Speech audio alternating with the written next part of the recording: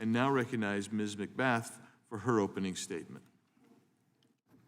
Well, thank you, Chairman, and thank you to our witnesses for being with us today. Appreciate it.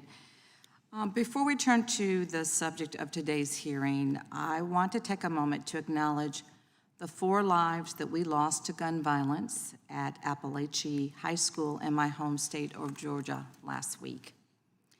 According to the Gun Violence Archive, this is just one of 389 mass shootings that have occurred so far this year.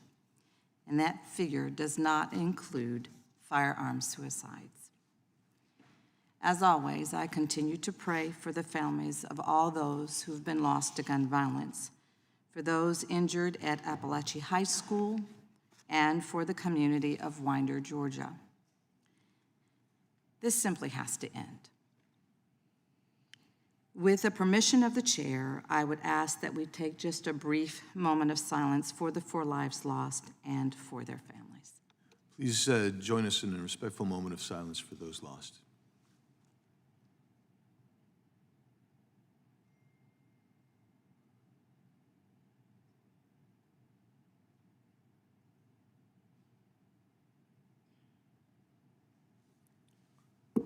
Thank you very much. Thank you. I am here today because of my own personal lived experience. After my son was violently killed in broad daylight by a man with a gun, I did everything in my power to make sure that my child's legacy would live on. I endured 2 trials so that justice was delivered, because the man who took him from me and my family, he deserved to be held accountable for what he did. My son's killer is now serving a life sentence in prison. Since his conviction, I promised myself that I would work every single day to prevent any mother or any other father in this country or any other family from feeling the pain of losing a loved one or fearing that their child will not return home at the end of the day. I carry the pain of losing my child every single day here in Congress, just as I carry it with me here in this hearing today. Over the last 4 years, President Biden, Vice President Harris, and congressional Democrats have acted time and time again to invest in law enforcement, prevent crime, and make sure that those who commit these crimes are held accountable. Together, we passed the American Rescue Plan, which included $350 billion in flexible aid to state and local governments.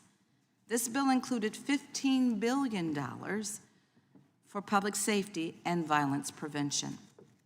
We also passed the Bipartisan Safer Communities Act, the first major gun violence prevention legislation this country has seen in nearly 30 years.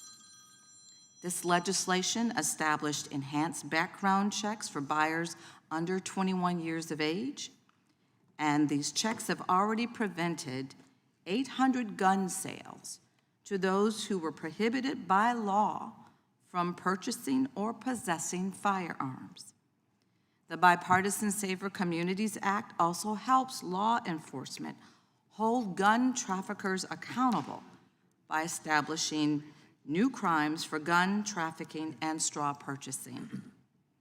Over 500 defendants have been charged under these new crimes, including traffickers linked to cartels.